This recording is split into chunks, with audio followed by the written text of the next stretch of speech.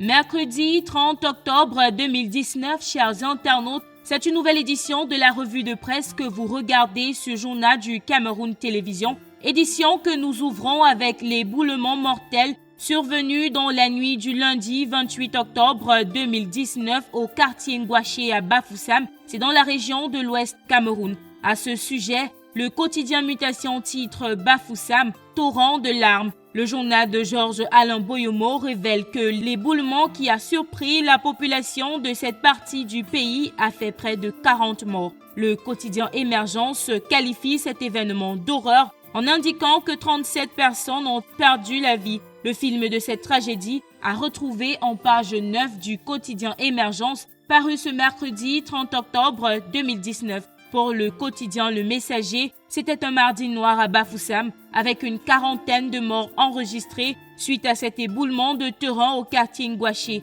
D'après le journal de Jean-François Chanon, la majorité des victimes étaient des femmes enceintes, des enfants ainsi que des jeunes. Le quotidien national bilingue Cameroun Tribune, pour sa part, écrit sur le réconfort du chef de l'État aux victimes.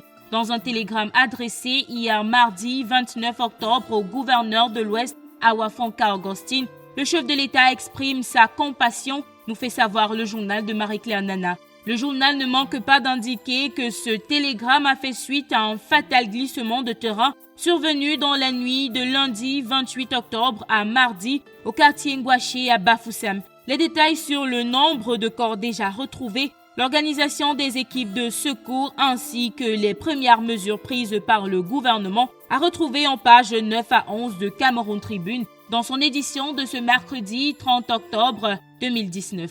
Loin de l'éboulement à Bafoussam, la presse s'intéresse également aux 37 ans du président Paul Biya à la tête de la République du Cameroun. Novembre 1982 à novembre 2019, les blessures de l'histoire, titre l'Indépendant, dans son édition du mercredi 30 octobre 2019. L'hebdomadaire indique que le 6 novembre prochain, le renouveau aura 37 ans. À l'échelle d'une vie et en dépit des orses et des lambris du pouvoir, le journal se pose la question de savoir si le testament politique de Paul Biya court le risque d'être assombri par des créatures repues de leur forfaiture et déterminées à défendre leurs privilèges au prix d'une fidélité façade. Retrouvez le décryptage de l'Indépendant en pages 2 à 3 de son édition paru ce mercredi 30 octobre 2019. Et l'action qui fait le bilan de ces 37 ans de renouveau, patience et longueur de temps, il indique qu'en 37 ans, Paul Biya a initié et mené avec méthode et malgré l'adversité plusieurs chantiers en vue de l'émergence et de la modernisation du Cameroun.